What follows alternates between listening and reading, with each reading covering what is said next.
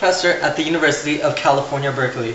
Today, I would like to speak to you about an issue that affects the world around us, especially the United States of America: obesity. So a few months ago, I was watching TV, as I rarely do, and I came across this one show, Food Revolution by Jamie Oliver. In this show, Jamie Oliver speaks to children in schools around the United States about being fit and living a healthy lifestyle. He especially talks about the cafeterias in schools and how they carry very dirty foods, and we need to fix this problem.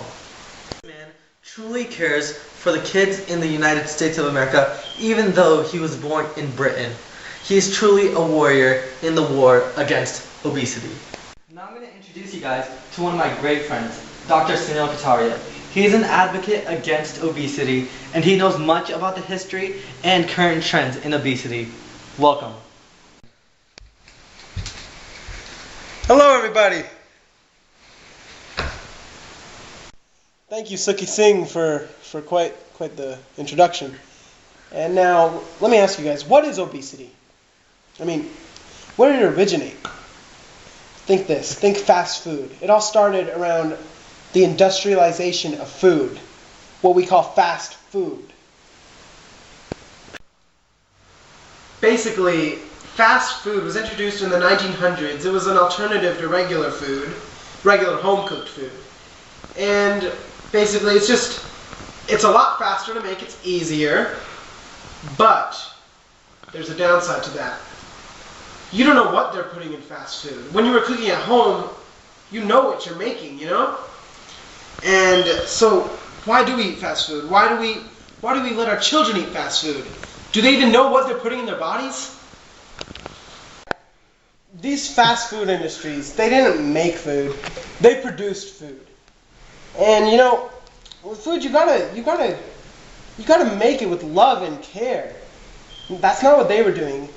They were just making fast food. It was garbage. It was unhealthy for us. It may have been convenient for both of us, but it wasn't healthy. But you know what? It was addicting. Americans were hooked to that stuff. We still are today. And you know what that's leading to? What is now known as obesity.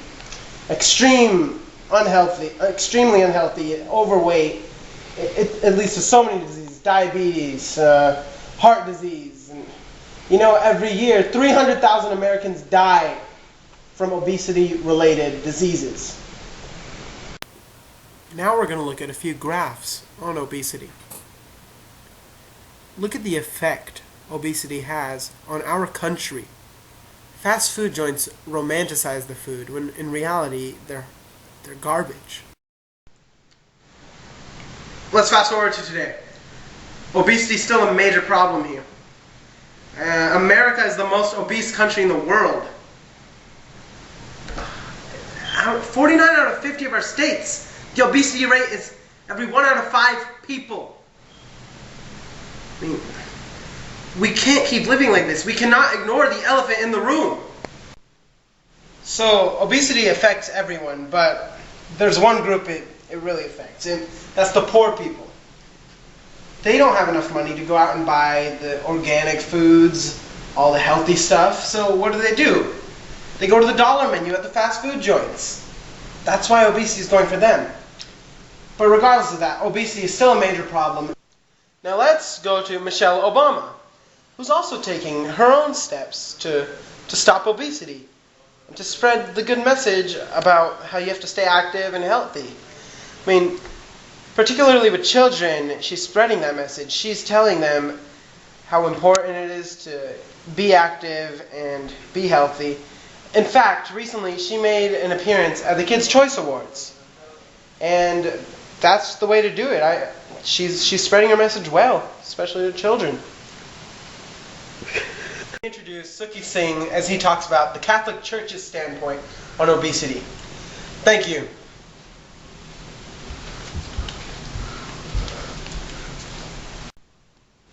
Thank you, Dr. Kataria. Thank you, Dr. Kataria. Now let's go on to a new topic, the Catholic Church. How do they feel about obesity? Well, the Catholic Church has a very strong opinion on obesity. They're very vocal about it. Alright, the Catholic social teaching, very important to the Catholic people, talks about human dignity and human rights. Well, the Catholics believe that if we take care of our bodies and maintain our health, exercise daily, and always stay fit, that we are respecting our human dignity and we are respecting God. They believe that since God gave us this beautiful gift of our lives, He created our lives, that we should respect this gift and thereby respect God. Alright, the Catholic Church even believes that we have the moral responsibility and the social responsibility to advocate the message of obesity and how bad it is to everyone. They want us to advocate and spread the word about how to maintain our health and how to stay active in our lives. They're so passionate about this that they want the word to spread everywhere so everyone can respect God and keep their human dignity. Okay, so let's talk about the gap now, the so-called gap. So, what's the status quo today? The status quo today is that most of our country, a lot of our country, is obese.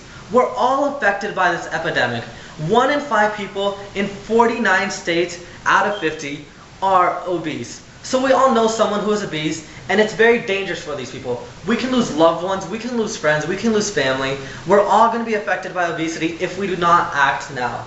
Okay, so now let's go on to what the Catholic Church believes what success is in fighting obesity. What we want basically is obesity to go away. And they want obesity to go away through activity, staying fit and staying healthy, and we have to get a better diet and eat healthy foods. The Catholic Church thinks we need to be active so we can respect God and respect our human dignity. And that's why they think we need to be active, and that's our utopia basically. So we have a gap between what our status quo is right now, which is obesity, and our basic utopia according to the Catholic Church and many other people, which is not obesity and fighting obesity with activity, staying fit, staying healthy, and much more. Okay, so what's stopping us from getting to this utopia? Why are we still in the status quo, although it's been almost 100 years since we've been obese, since much of our society has been obese? Why can we not get there? Well, there's one huge wall standing in our way. Industry. These corporations, they're gaining off of our addiction. Every time we buy burgers from McDonald's or buy fries from Burger King or anywhere, any of these big companies, they're gaining from our spending. These companies, they don't care about our health, they don't care about obesity, they don't even care about God properly because they don't care about human dignity. All they want is their profit so they can make money and live a luxurious life. And that is not the Catholic way. Alright, so what's the use of even fighting against obesity if these big walls of companies are in our way? Is there any solution at all? Like, what can we do? Well, I'm here to tell you today that there is a solution. And that solution is us. We as the consumers. While I'm talking about this, I'm going to bring Dr. Kataria back up so we can both talk about this together. Hello there, Dr. Kataria. Hello, Mr. Singh. Nice to meet you.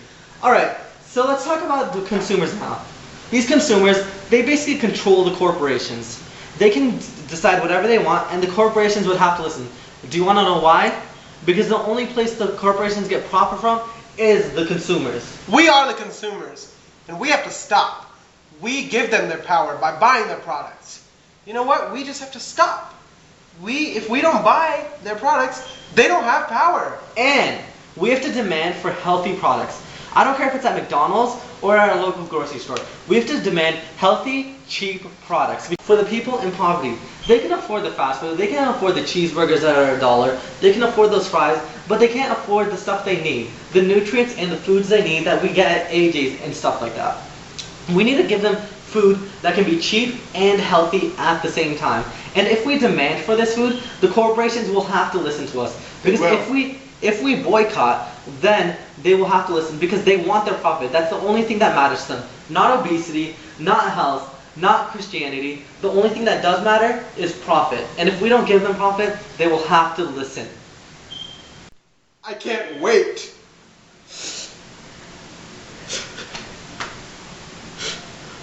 For that conversation I'm going to have with my daughter in 20 years and say, you are healthy.